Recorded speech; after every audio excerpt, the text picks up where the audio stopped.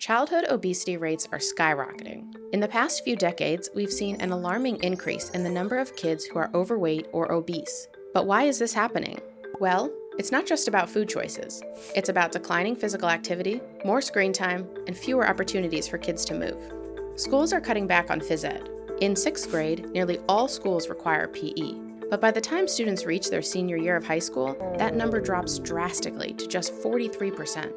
I think over time, we've had a decline in the offering of physical education because people have really been focusing on some of the scholastic subjects, and there's been a lot more emphasis on reading, on STEM, and that for quite some time, people were concerned that if they spent time in physical education, it was taking away.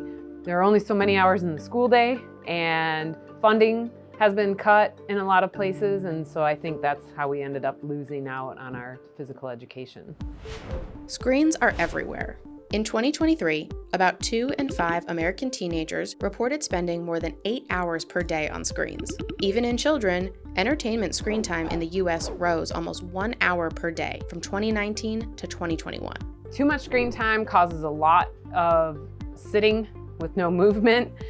It also causes things like mental health issues and inability to communicate interpersonally in the same space as someone else. Families also face barriers to accessing safe and affordable places for kids to play and be active. Aside from preventing obesity, being active is crucial for mental health and social skills, which affects academic success. The most effective activities for children and adolescents are ones they consider to be fun and that they can do with friends. A variety of activity is really good. So children and adolescents will try different activities. It may run its course. They don't want to do that anymore. So that doesn't mean they shouldn't be involved in physical activity anymore. It means allow them to have another experience. And so if one physical activity runs its course, try others. Across the country, experts like Dr. Pfeiffer have set ambitious goals with the Healthy People 2030 plan. By 2030, we want 63.3% of young people to participate in sports. But we're falling behind.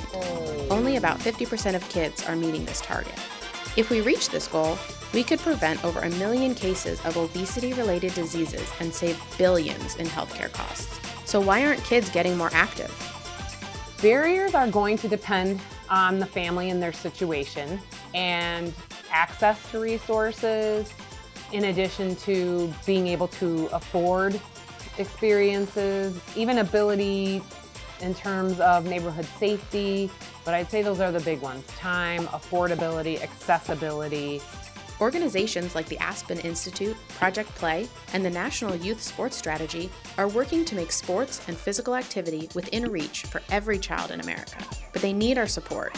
Schools can reintroduce PE and sports programs, communities can invest in parks and recreational facilities, and parents can encourage their kids to spend more time outdoors.